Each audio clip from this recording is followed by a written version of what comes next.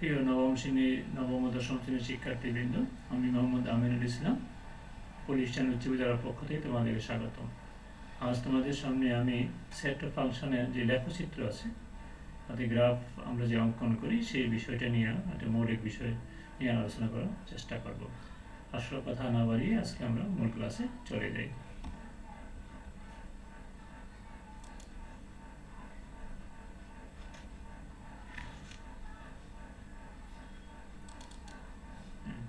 তাহলে আমাদের দ্বিতীয় অধ্যায় যে সেট ফাংশনটা আছে সেটা কি লেখচিত্র নিয়ে আমরা কি করবো আজকে আলোচনা করব।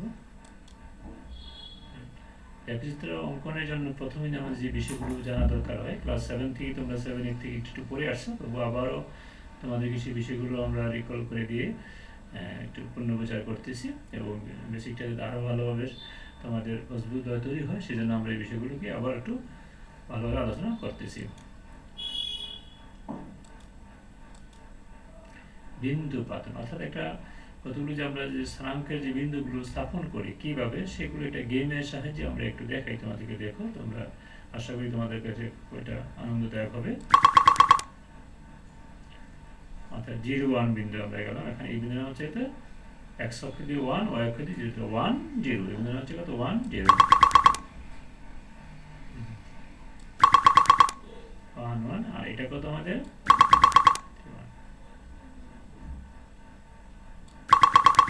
3 1, এখানে কত করে গেল আমাদের এই ঘরগুলো যাচ্ছে, কিভাবে যাচ্ছে সেগুলো একটু খেয়াল করো।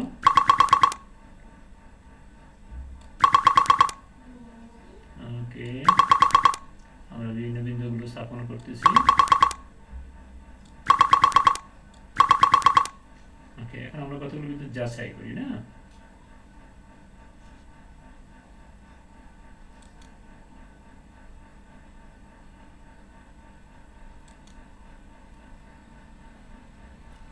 এই যে এখানে একটা বিন্দু আছে, এই বিন্দুর অবস্থান কোথায়? এই যে এখানে একটা ফোঁটা দেখেছো, ফোরের উপরে একটা ফোঁটা আছে, এই বিন্দুটা কি 40 না এটা কি 42 না 60, এটা কি 44, এটাকে আমার বলতে হবে।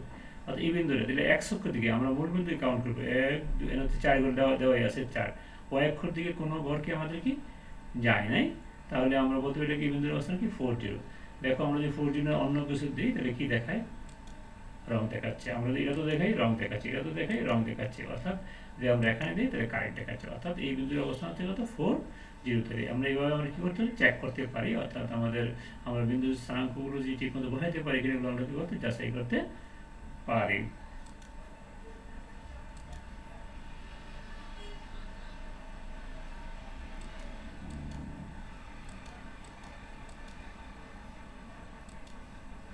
এখন আমরা একটু যেটা আমাদের প্রথমেই আমরা গ্রাফ পেপার নিয়ে যে কাজটা প্রথমেই করতে হয় আমাদেরকে, খুব গুরুত্বপূর্ণ সহকারে জিনিসটা নিবে।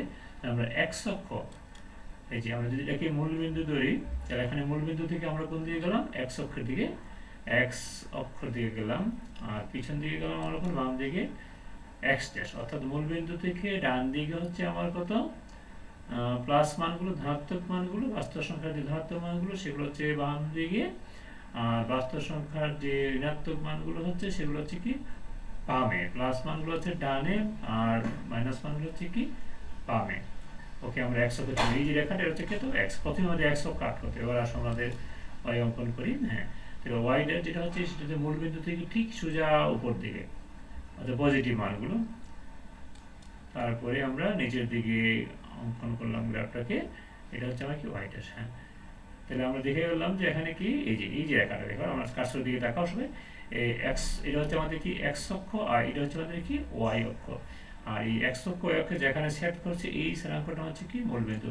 এই বিষয়টা আমাদের জ্যামিতি ধ্যানে দুই জায়গাতেই কাজে লাগে, এবং এটা আমাদের ফাংশনের কি প্রাণ। লেখচিত্র ছাড়া আসলে ভবিষ্যতে তোমরা যদি হায়ার ম্যাথমেটিক্স পড়ো, সায়েন্স পড়ো, তাহলে কিন্তু সব জায়গাতেই আমাদের কি গ্রাফের একটা ব্যবহার কি আছে, চমৎকার একটা ব্যবহার আছে। সুতরাং গ্রাফের মৌলিক বিষয়টা কিন্তু আমাদের এই মাধ্যমিক সেকেন্ডারি পর্যায়ে তোমাদের ক্লিয়ার করতে হবে। তাহলে আমরা x অক্ষ, এই যে x অক্ষ, এটা হচ্ছে কি আমাদের কি y অক্ষ, এই পাশটা আমরা পরিসংখ্যান আমাদের কাজে লাগে x অক্ষ প্রথমেই কাজ।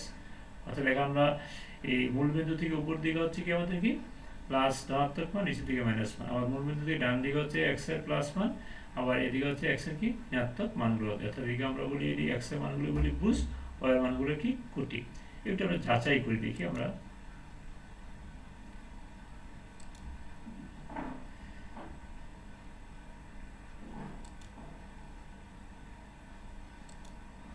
তাহলে এই যে এই বিন্দুটা হচ্ছে আমাদের কত কি মূল বিন্দু, এই বিন্দু হচ্ছে কি মূল বিন্দু। যদি আমরা এটাকে আবার দেখো, এটা রং দেখাচ্ছে, তারপর এটাও রং দেখাচ্ছে, এটা আমাদের কি রং দেখাচ্ছে, তাহলে এই বিন্দুটা আমাদের কি আমরা কি মূল বিন্দু। চতুর্ভাগে এটা হলো প্রথম চতুর্ভাগ, এটা দ্বিতীয় চতুর্ভাগ, এটা তৃতীয় চতুর্ভাগ, এটা কি চতুর্থ চতুর্ভাগ। এই চতুর্ভাগে এক্স এর মান প্লাস হবে, ওয়াই এর মানও প্লাস হবে। এই চতুর্ভাগে দ্বিতীয় চতুর্ভাগে এক্স এর মান মাইনাস বা ঋণাত্মক হবে, ওয়াই এর মান কি পজিটিভ হবে। আর তৃতীয় চতুর্ভাগে এক্স এর মান ঋণাত্মক হবে, ওয়াই এর মান কি ওয়াই এর মান ঋণাত্মক হবে। এখানে এক্স এর মান ঋণাত্মক, ওয়াই এর মানও কি ঋণাত্মক। আর এই চতুর্ভাগে আমাদের এক্স এর মান ধনাত্মক, ওয়াই এর মান কি হবে ঋণাত্মক হবে।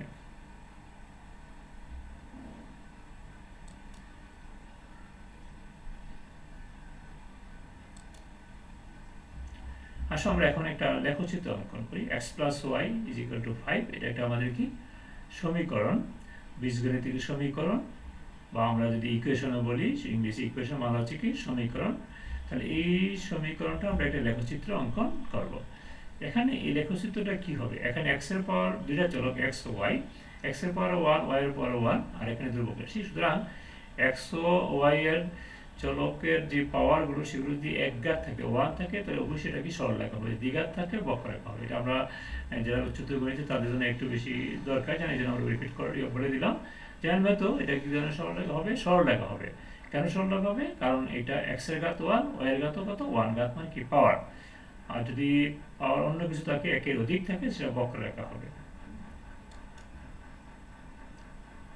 আমাদের প্রশ্নের সময় চলক কয়টি উঠিত, সহজে বলতে চলক হচ্ছে দুইটি, চলকগুলো কি x ও y, প্রত্যেক চলক দুইটি x ও কি y। ওকে, তাহলে আমরা x এর ইচ্ছা মতো স্বাধীনভাবে অনেকগুলো আমরা মান নিলাম। এই যে x এর মান যদি আমরা 1 বসাই, তাহলে y এর মান কত আসে, x এর মান 1 বসালে পক্ষান্তর করলে y এর মান কত 4 আসে। x এর মান যদি 2 বসাই, y এর মান কত আসে, x এর মান যদি আমরা 2 বসাই, তাহলে y এর মান কত আসে, এখানে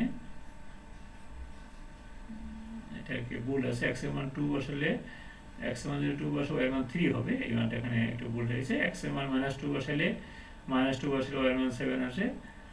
তারপরে x এর মান 3 বসাইলে, x এর মান যদি আমরা 3 বসাই, তাহলে y এর মান আসবে, x এর মান 3 বসাই, y এর মান আসবে 5 থেকে 3 গেলে কত 2 থাকে।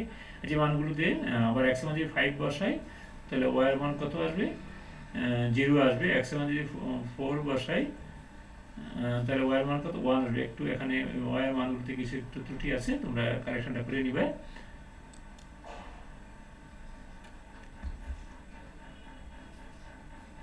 আচ্ছা, এখন আমরা চেক করবো আর কি কোনটা ভুল না সঠিক।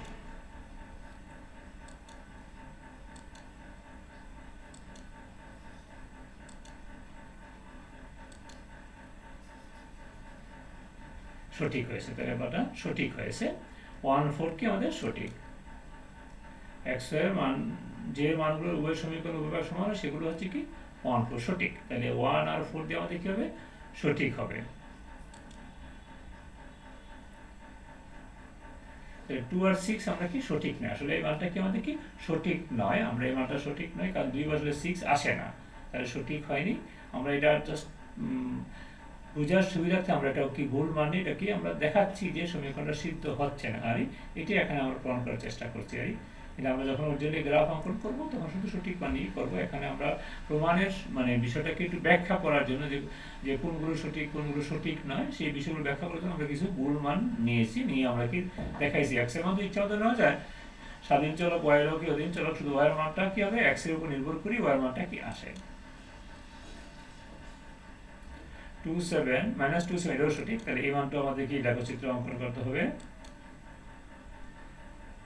এটা সঠিক, 3 আর 4 এর 7 হয় না, 3 আর 4 এ কত হয় 7 হয়, কিন্তু বাট আমাদের 5 আছে, সুতরাং এটা কি আমাদের ভুল। 2 আর 3 কত 5, এটাও সঠিক, তাহলে এটাও আমাদের গ্রাফে বসাইতে হবে। 4 এর পাশে 9 হয়, কিন্তু আমাদের বলছে 4 এর পাশে 5 হবে, সুতরাং এটাও কি সঠিক, কারণ এই মানটা আমাদের গ্রাফে কি বসবে না। 5 আর 0 এটা আমাদের সঠিক, শুধু এটা আমাদের গ্রাফে বসবে।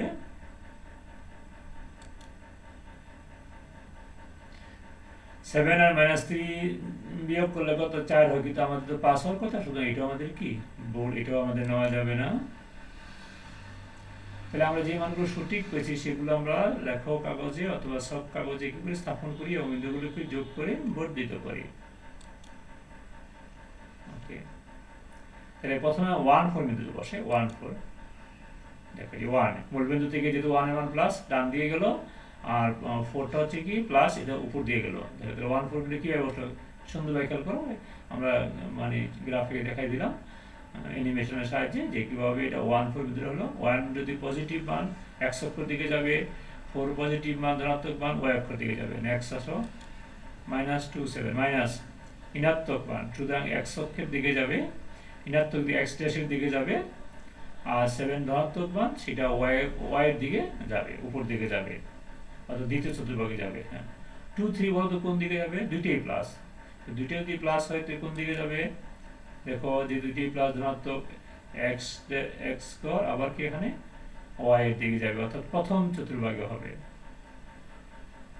পরেরটা কোনো চতুর্ভাগে নয়, সেটা একটা অক্ষের উপর অবস্থান করবে, যেহেতু 5 0 এটা x এর মান আছে, y এর মান নাই, সুতরাং এটা হবে কি x অক্ষে অবস্থান করবে। অর্থাৎ ভুজ যদি মান থাকে, কোটি যদি শূন্য হয় তো x অক্ষের উপরে, উল্টাটা যদি ভুজ যদি শূন্য আর y যদি মান থাকে তাহলে এটাও y অক্ষের উপরে হবে। তাহলে আমরা বিন্দু যোগ করে ফেললাম, আমাদের কি হবে, একটি সরলরেখা কি হয়ে গেল। সুতরাং আমরা x + y = 5 সমীকরণে ব্যবচ্ছেদ অঙ্কন করে ফেললাম। এটা এই যে এখানে আমরা আরেকটু ব্যাখ্যা করি, আমাদের নবম শ্রেণীর শিক্ষার্থীদের জন্য বলি, দশম শ্রেণীর শিক্ষার্থীরা এটা ক্লাসটা তো করে ফেলছে, নবম শ্রেণীর শিক্ষার্থী যখন দশম শ্রেণী পড়বে তখন এই যে সরলরেখাটা আমাদের দেখো x অক্ষ আর y অক্ষের সাথে যে একটা ত্রিভুজ তৈরি করছে, এই ত্রিভুজটার ক্ষেত্রফল কত আমরা নির্ণয় করতে বলি। এটা অধ্যায় 12-তে আছে আমাদের দশম শ্রেণীতে, নবম শ্রেণীতে এটা এটুকু নাই, আমরা দশম শ্রেণী পরে তো এসএসসি জন্য এটা কাজে লাগবে, সেজন্য আমরা নবম শ্রেণীর জন্য এখনই বলে ফেললাম, তাদের পরবর্তীতে কাজে লাগবে, দশম শ্রেণীতে এখনই কাজে লাগবে।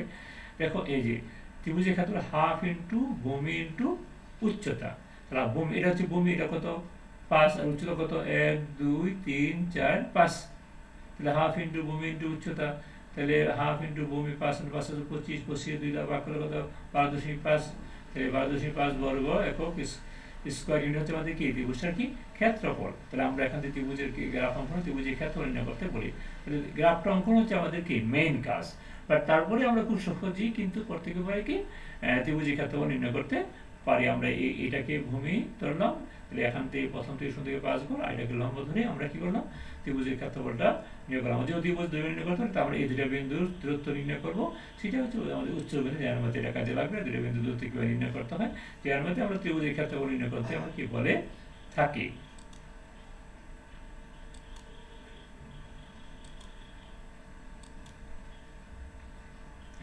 এতক্ষণ আমরা বিচ্ছিন্নভাবে মানে একটা বিচ্ছিন্ন মান নিয়ে আমরা কি করলাম, এটা করার চেষ্টা করলাম। এখন আমরা যে পরীক্ষায় আসলে কিভাবে করতে হয়, পরীক্ষায় আসলে আমরা x + y = 5, এখন y = 5 - x, এইভাবে এখান থেকে অবশ্যই প্রথম সময়তে আমরা y এর মানটা বাইরে করব, বাইরে করে x এর কতগুলো মান নিব, অথবা x এর মান শর্ত দেওয়া থাকবে 3 থেকে -3 থেকে +5 পর্যন্ত বিভিন্ন মান, আমরা এখানে কয়েকটা মান নিই, যদি শর্ত দেওয়া ইচ্ছে মতো কয়েকটা কি হলো, x এর 0 মান নিলাম, তাহলে y এর মান কত 5 আসবে, x এর মান 1 নিলাম, y এর মান কত আসবে 4 আসবে, তারপরে x এর মান যে 2 নিই, y এর মান কত আসবে 3 আসবে, x এর মান যদি -1 নিই, y এর মান কত 6 আসবে, x এর মান -2 নিলে যে মাইনাস আছে প্লাস সে কত 7 আসবে। এইভাবে কিন্তু এই এখন যেভাবে শুরু করছি এইভাবে তোমরা পরীক্ষার জন্য করো। প্রথম যেটা আমরা একটা অবজারভেশন, আমরা বিষয়টাকে সামগ্রিক ব্যাখ্যা করার জন্য আমরা কিছু গুণ মান শুদ্ধ মান নিয়ে আমরা কি লাগছে তো অঙ্কন করছি, কিন্তু পরীক্ষা আসলে তোমরা যে এখান থেকে শুরু করছি এইভাবে তোমরা কি উপস্থাপন করবে, তাহলে আমাদের কি হয়ে যাবে। তাহলে আমাদের বিন্দুগুলো যদি আমরা প্রথম বিন্দুটাতে এ ধরি, বি ধরি, সি আবার কি ডি ধরে এবং কয়টা ই ধরে, আমরা কি বিন্দুগুলো লেখ কাগজে বা সব কাগজে গ্রাফ করে স্থাপন করি ও বিন্দুগুলো যোগ করে।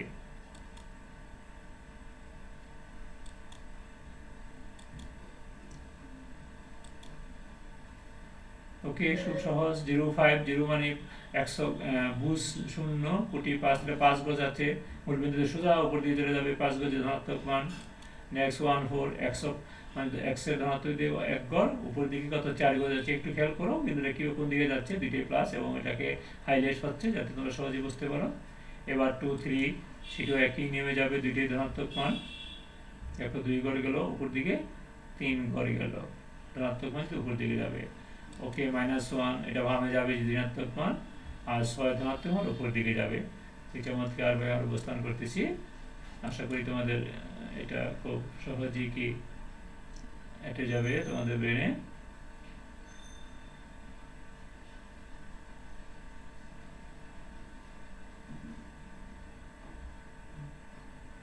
তাহলে আমরা এখন সরলরেখার যে বিন্দুগুলো যোগ করে যে সরলরেখাটা হয়ে গেল, এটা আমাদের নির্ণয় কি লেখো চিত্র।